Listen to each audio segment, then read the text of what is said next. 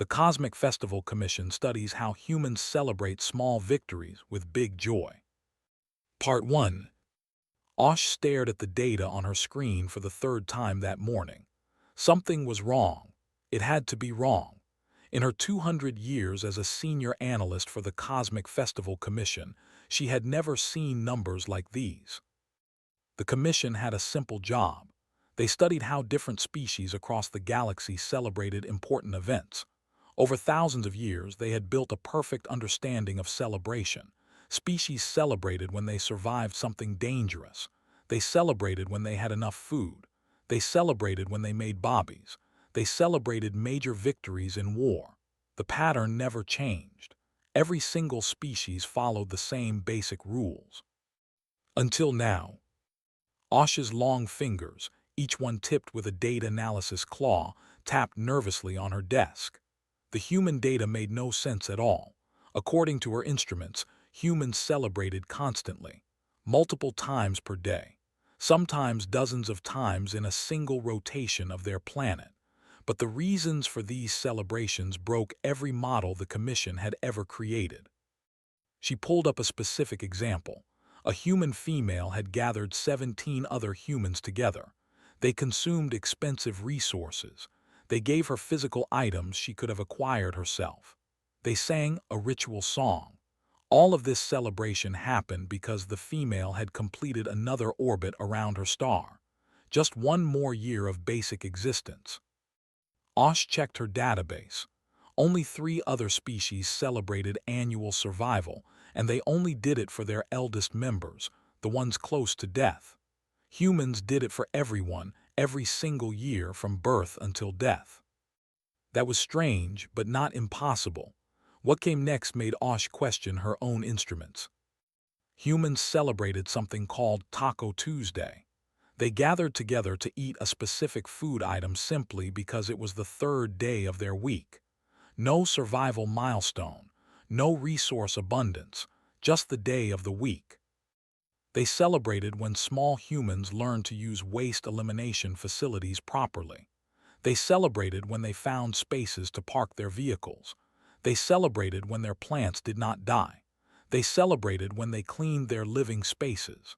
They celebrated when they completed basic work tasks. The data was clearly corrupted. It had to be. Osh compiled her findings into a report and sent it directly to Director as. He was one of the Eternals, a species that lived for thousands of years. He had personally studied 847 different civilizations. If anyone could explain this corrupted data, it would be him. The response came back within an hour. Director as wanted to see her immediately. Osh entered the director's office with her report in hand. The room was vast and circular, with windows that showed the swirling colors of deep space. As sat behind a desk made from crystallized time itself, his ancient face showed no expression as always. Your report claims humans celebrate irrationally, as said. His voice sounded like distant thunder. Yes, Director. The data must be corrupted. I request permission to recalibrate our instruments and restart the Earth study. As was quiet for a long moment. His eyes, which had witnessed the birth and death of stars, studied her carefully.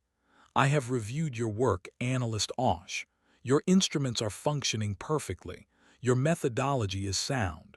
Your data collection protocols are flawless.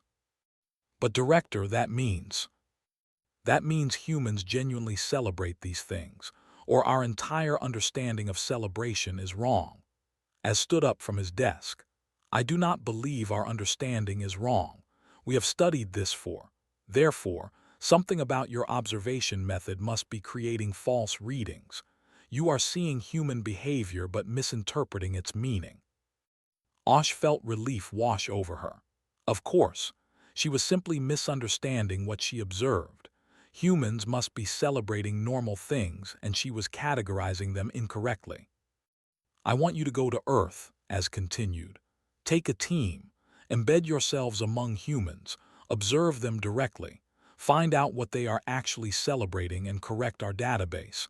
I expect this will take no more than 3 weeks. Yes, Director, I will assemble a team immediately." 2 days later, Osh stood in the shuttle bay with her team. She had chosen carefully. Pip was a barely half a meter tall, with compound eyes and a nervous disposition. But Pip was the Commission's best neurological specialist. If human brains were processing celebration differently, Pip would find out why. Was her second choice. He came from a warrior species that only celebrated victory in mortal combat. His people found the concept of celebrating anything else to be offensive and weak. Himself had fought in 32 death matches. He understood celebration through the lens of survival. If humans were actually celebrating survival events that Osh was misunderstanding, would recognize them. "This is foolish," said as they boarded the shuttle. His 4 arms crossed over his armored chest. "Humans are weak. They have no natural weapons, no armor, no venom. They barely survived their own planet. Of course their celebration patterns are confused and meaningless." "That is why we are going," Osh replied. "To understand, not to judge." Pip made a nervous clicking sound. "I read the preliminary reports. Humans have something called parties for events called birthdays and graduation and retirement, and something very confusing called Friendsgiving. I do not understand any of these words." "None of us do," Osh said. "That is the point of field research." The shuttle journey to Earth took 16 hours. Osh spent most of that time reviewing the database entries. The more she read, the more confused she became. Humans celebrated finishing books. They celebrated when their sports teams won games, even though they were not on the teams themselves. They celebrated something called Hump Day, which was the middle of their work week. They celebrated when they remembered things they had forgotten. They celebrated when they did not have to work. By the time they reached Earth, Osh had developed a theory. Humans must have very different survival pressures than other species. Perhaps their planet was so hostile that any small achievement genuinely was a survival milestone. Perhaps finding a parking space was actually difficult enough to warrant celebration. She would soon learn how wrong she was. The team landed at a Commission outpost disguised as a research facility on the outskirts of a human city. The outpost provided them with holographic disguises that made them appear human. Osh looked at herself in the mirror. She now appeared to be a tall human female with dark skin and long black hair. The disguise felt strange, but the technology was perfect. No human would be able to tell the difference. Pip's disguise made him appear as a small human child. He was not happy about this. "I am a respected neurological specialist," he complained, "not a juvenile." "You are the right size for a human child," pointed out. His own disguise made him appear as a large, muscular human male with scars on his face. He actually seemed pleased with this appearance. Their first assignment was simple. Osh had identified a human neighborhood that showed high celebration frequency. They would embed themselves there, observe human behavior, and document what they found. The neighborhood was called Terrace. It consisted of 37 dwelling units arranged along a curved street. The buildings were small, each housing only 1 or 2 human family units. There were young humans playing in the street, adult humans maintaining their small patches of vegetation. Everything seemed peaceful and ordinary. "I detect no threats," said, scanning the area with military precision. "No predators, no environmental hazards, no enemy forces. Why would humans living here need to celebrate survival? They are already surviving easily." "That is what we are here to find out," Osh said. They had arranged to rent one of the dwelling units under fake human identities. Osh was supposedly a researcher, was her brother. Pip was her son. The cover story felt absurd, but it worked. The humans accepted them without question. Their first real observation happened that very evening. A human male 2 houses down from their dwelling suddenly shouted with joy. Osh immediately activated her scanning equipment. Other humans began gathering around him. There was excitement in the air. "He has achieved something significant," said. "Prepare to document." They moved closer, trying to appear casual. The human male was holding a small rectangular device, showing its screen to the gathered humans. They were all smiling and making excited noises. Osh activated her translation implant and listened carefully. "I finally beat level 47, the human said. "It only took me 3 weeks. The other humans celebrated with him. They made physical contact, slapping their hands against his hands. They made verbal sounds of congratulations. One human said he would bring food and drinks to celebrate properly. Osh quickly accessed her database. Level 47 was a challenge inside a recreational simulation, a game. The human had not survived anything. He had not acquired resources. He had not defeated an enemy in real combat. He had moved pixels on a screen according to arbitrary rules. And everyone was celebrating as if he had won a war. Pip's voice came through their private communication channel. "I am reading his neurological responses. His brain is releasing the same chemicals my species releases when we successfully establish a new colony. This is a survival-level celebration response for a non-survival event."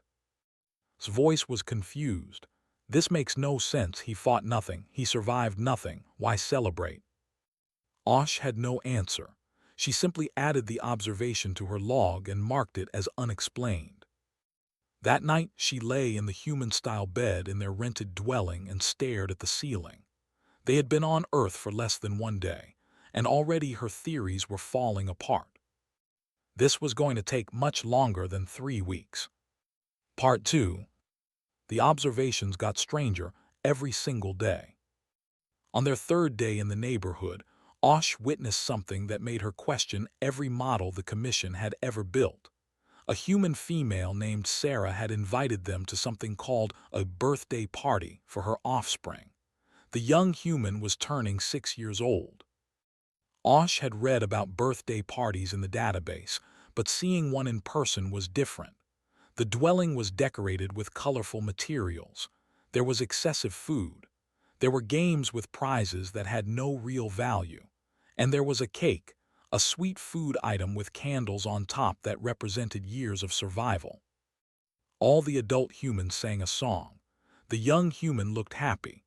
Everyone celebrated the simple fact that this small human had survived 6 orbits around the star. "This is the 15th birthday party logged in this neighborhood this month," Pip said quietly. Their communication happened through implants that humans could not detect. Every human celebrates this every year. The neural response is genuine. They feel real joy. Watched the celebration with his arms crossed. Even in his human disguise, he looked uncomfortable. "My people celebrate surviving 20 years because it means you have survived enough combat to be considered an adult. But we do it once. Humans do this every single year, for everyone, even the very young who have survived almost nothing." "Maybe survival means something different to humans," Osh suggested. "Survival is survival," replied. "Either you are alive or you are dead. There is no other meaning." But as the days passed, Osh began to suspect was wrong. In the 2nd week, volunteered to observe human social gathering places. He chose something called a sports bar because he thought he would understand competitive combat. Osh and Pip went with him, curious to see if this would finally reveal the logic behind human celebration. The sports bar was loud and crowded. Humans sat in groups, watching large screens that showed other humans playing a game with a ball. The game was called basketball. The rules seemed simple enough. Put the ball through a circular target. Prevent the other team from doing the same. What happened next confused all 3 researchers. When one team scored points, half the bar erupted in celebration. Humans jumped from their seats. They shouted. They embraced each other. Some even had tears in their eyes. Their neurological responses showed genuine, powerful emotion. "Those humans are not playing the game," observed. "They are just watching. Why do they celebrate a victory they did not achieve?" Pip was running constant scans. The neural response is identical to what my people experience when defending our home nest from invaders. They are processing this as a personal victory. Osh approached a human male who was celebrating particularly loudly. "Excuse me," she said, using her best human social protocols. "I am new to this activity. Can you explain why everyone is so happy?" The human looked at her with surprise. "You've never watched basketball? Oh man, you're in for a treat. See, that's our team. We've been fans since we were kids, and they're finally going to the championships. This is huge." "But you are not on the team," Osh said carefully. "No, but we support them. We wear their colors. We come here every game to watch together. When they win, we win. It's about belonging to something bigger than yourself, you know." The human returned to celebrating before Osh could ask more questions. She recorded everything and added it to her growing file of inexplicable human behavior. Belonging to something bigger than yourself. The human had said it as if it was obvious, but no other species in the Commission's database celebrated victories achieved by strangers they had never met. The third week brought the most disturbing observation yet. Pip had been studying a human research laboratory. The scientists there were working on a cure for a disease that affected human children. Pip was interested because he wanted to understand how human neurological research compared to other species. One day, Pip brought Osh into the laboratory. He had gotten permission for them to observe under the guise of being visiting researchers. What they saw there changed everything. A human scientist named Doctor had been running an experiment for 3 years. She was testing different molecular combinations to see if any of them could stop the disease. Every day, she tried new combinations. Every day, they failed. On the day the commission team observed, Doctor was running test number 1247. They watched as she carefully prepared the samples. She ran the analysis. She checked the results. The experiment had failed, again. Osh expected disappointment, perhaps anger. This human had invested years of effort and had nothing to show for it. In any other species, this would be a moment of grief or frustration.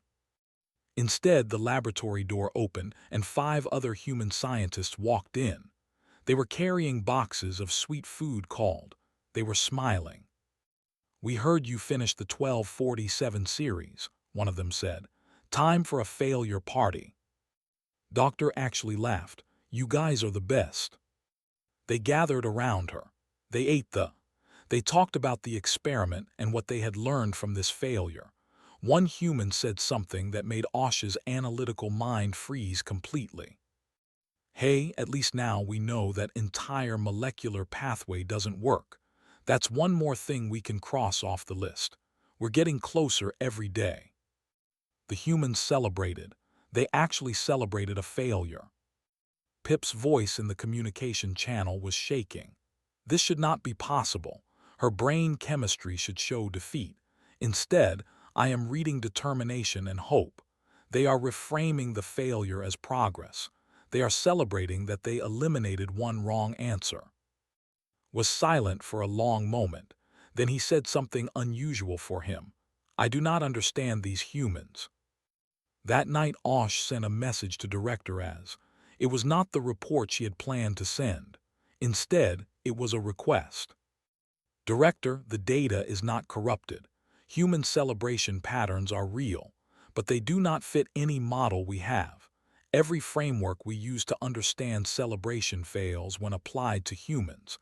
I request additional time and resources. We need to understand this." The response came back within hours. Director Az was not pleased, but he granted her request. 2 more months. If she could not explain human celebration patterns in 2 more months, the project would be considered a failure. Osh gathered her team and told them the news. They had more time, but they still had no answers. "We need to go deeper," she said. "We have been observing humans from the outside. We need to understand how they think." "How do we do that?" Pip asked. "We ask them directly." The next week, Osh began conducting interviews. She told humans she was writing a research paper about celebration and asked if they would answer questions.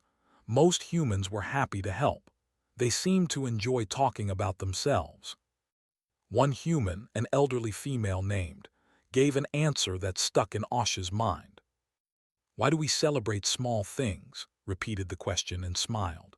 "Well, dear, life is hard, really hard. If we only celebrated when something major happened, we'd spend most of our lives waiting. So we learned to find joy in the little things. A good cup of coffee in the morning, a sunny day, a phone call from an old friend. These things matter because they remind us that life is worth living. But in terms of survival, these events are not significant," Osh pointed out. Looked at her with kind eyes. "Survival isn't just about staying alive, honey. It's about having reasons to want to stay alive. The little celebrations, they give us those reasons."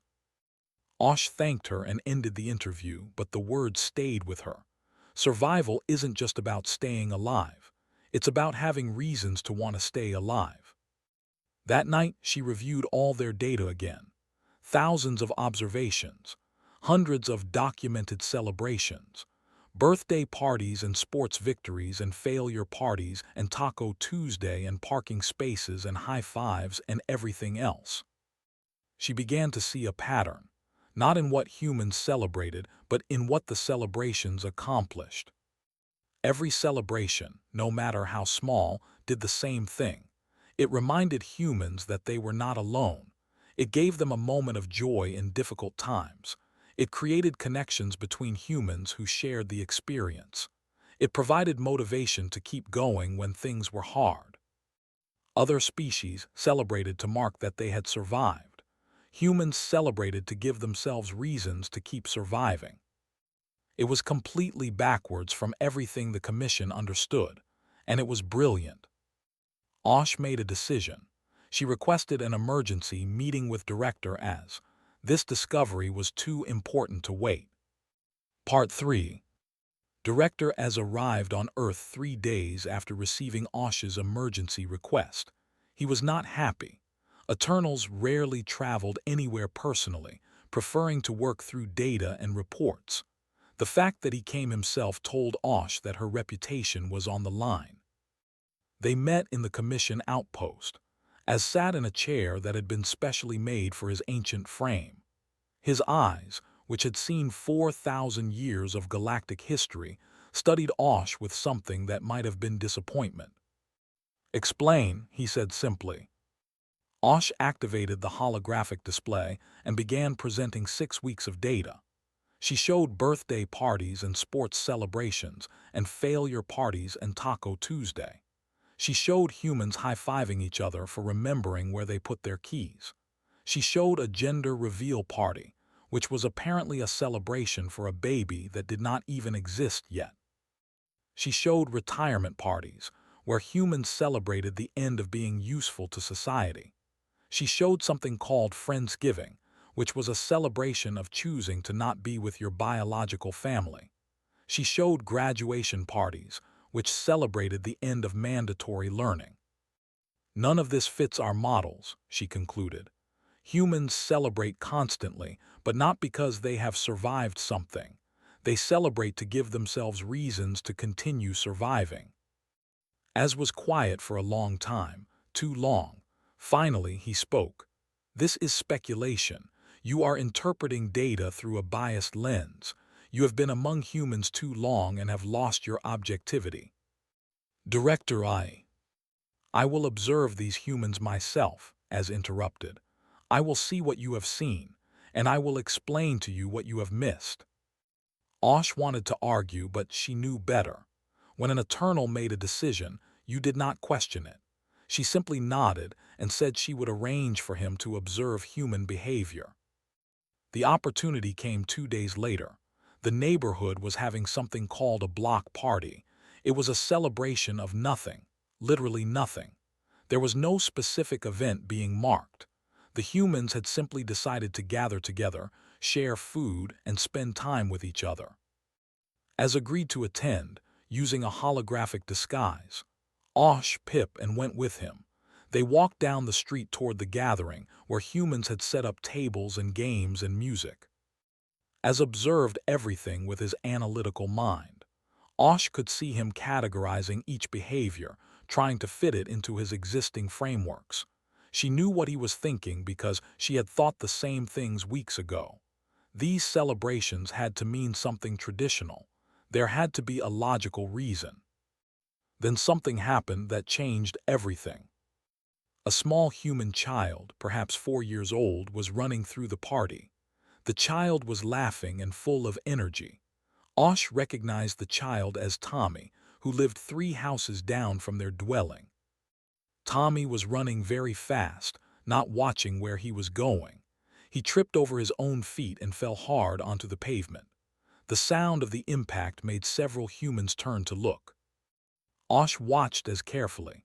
She knew what he expected to see. Either the parent would show concern for injury, or the child would show shame for failing at the simple task of running. Both responses were universal across species. Neither response happened. Tommy's father rushed over, but he was smiling. He helped Tommy up and checked for injuries. There were none, just a small scrape on the knee. "Hey, buddy," the father said warmly. "You were running so fast, I bet you were going super speed." Tommy, who had been about to cry, suddenly grinned instead. "I was going super fast." "You were, and you know what? You fell down, but you got back up. That's what matters. Want to try running again?" Tommy nodded eagerly. His father gave him an encouraging pat, and the child ran off again, even faster than before. Several nearby humans smiled, and one called out, "Nice recovery, Tommy." The child beamed with pride at the encouragement. Osh saw the exact moment when his understanding shifted. His ancient eyes widened slightly. His posture changed. He stood very still, processing what he had just witnessed. The humans had taken a failure and transformed it into a celebration. They had reframed falling as an achievement in speed. They had praised recovery instead of punishing clumsiness. And the result was that the child felt encouraged rather than defeated. As walked away from the party without a word, Osh and the team followed him back to the outpost. He sat in his chair and stared at nothing for a full hour. Finally, he spoke. "Interview the humans for me. I want to know why they do this. I want to hear it from them directly." Over the next week, Osh arranged interviews with dozens of humans. As watched every single one through the outpost monitors, he listened to humans explain their celebration practices. Some answers were simple. Some were profound. All of them shared a common theme. An elderly human veteran named James talked about celebrating small victories after coming home from war. "When everything feels dark, you need to find light wherever you can. So I celebrate small things. I woke up today. That's worth celebrating. I made breakfast without burning it. That's worth celebrating. My friend called to check on me. That's worth celebrating." These little moments, they add up. They keep you going. A young human mother named Lisa explained why she celebrated her children's small achievements.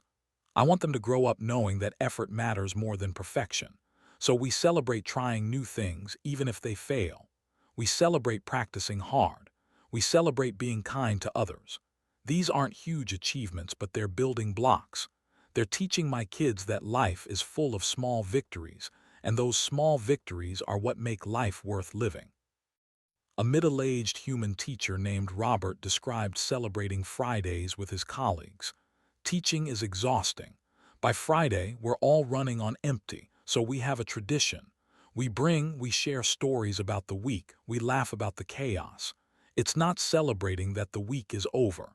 It's celebrating that we survived it together, that we're a team, that we'll come back Monday and do it all again."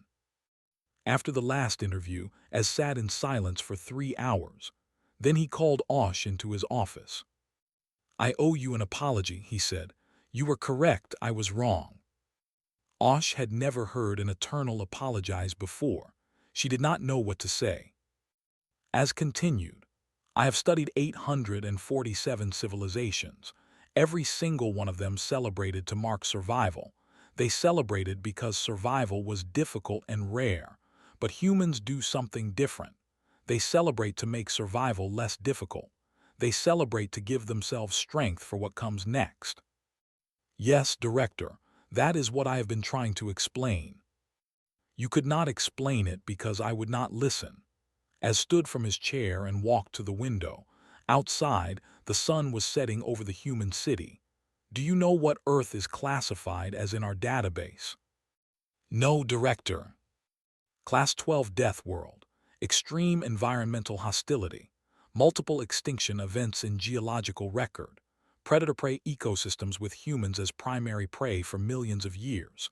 Disease vectors that should have eliminated human evolution entirely. Weather patterns that range from lethal cold to lethal heat.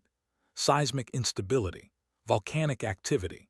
And humans evolved without natural weapons, without armor, without venom, without any defensive capabilities at all. Osh had not known this. She had focused on human culture, not human evolution. Humans should not exist, as said quietly. By every logical model, they should have gone extinct millions of years ago, but they survived. And now I understand how. They survived by learning to celebrate survival itself.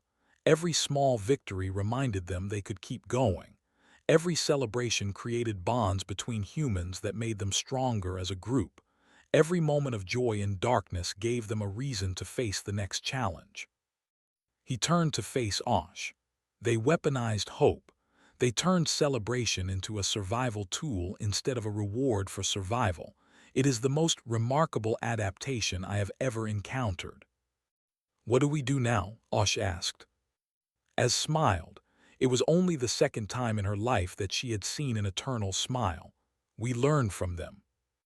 3 months later, Director as stood before the full assembly of the Cosmic Festival Commission. Every major species in the galaxy had sent representatives. The chamber held thousands of beings, all waiting to hear the findings from the Earth study. Osh Pip and stood beside him as he presented their research. The data was comprehensive, 6 months of observations, thousands of documented celebrations, neurological scans, interviews, historical analysis.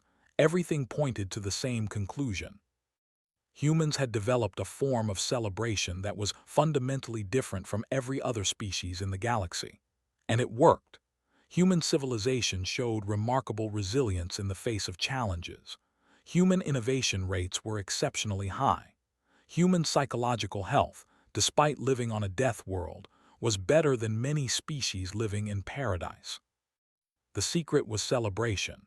Small, constant, seemingly meaningless celebration that gave humans strength. As made his recommendation, Earth should be designated not just as a study site, but as a teaching site. Every species that had forgotten how to find joy in adversity should send representatives to learn from humans. Every civilization that only celebrated major milestones should study human methods. The proposal was radical. The Commission had never designated a teaching site in its entire history. They studied other species. They did not learn from them. The debate lasted for hours. Some commissioners argued that human methods were too alien to be useful. Others worried about cultural contamination.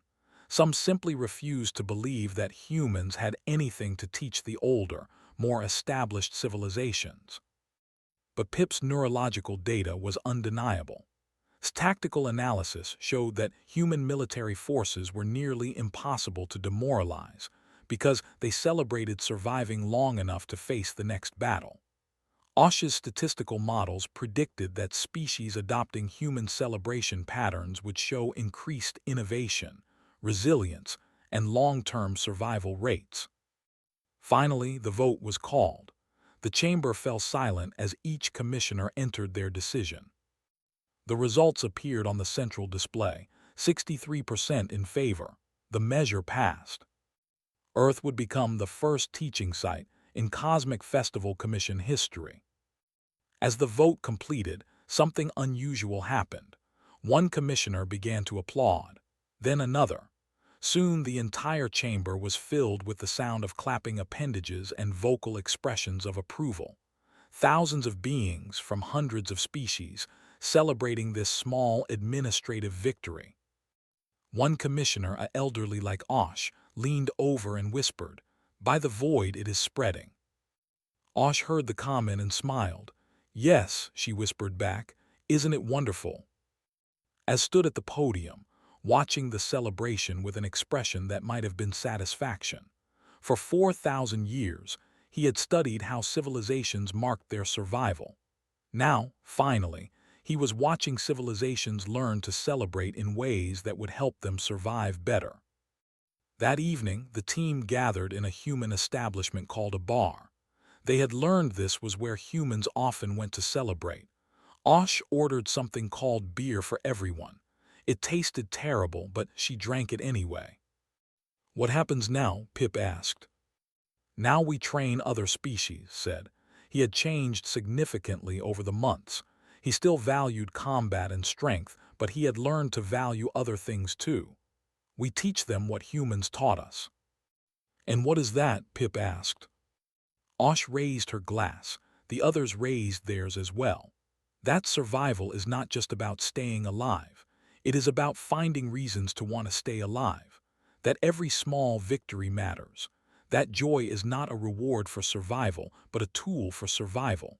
That celebrating together makes us stronger than celebrating alone."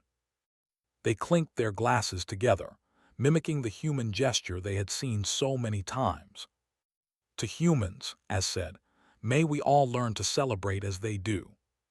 "To humans," the others echoed. And somewhere in the neighborhood of Terrace, a group of humans was having another party. They were celebrating because it was Saturday. They were celebrating because someone had brought good food. They were celebrating because they were alive and together, and that was enough. The humans did not know they had changed the galaxy. They were too busy celebrating to notice. And perhaps that was the most human thing of all.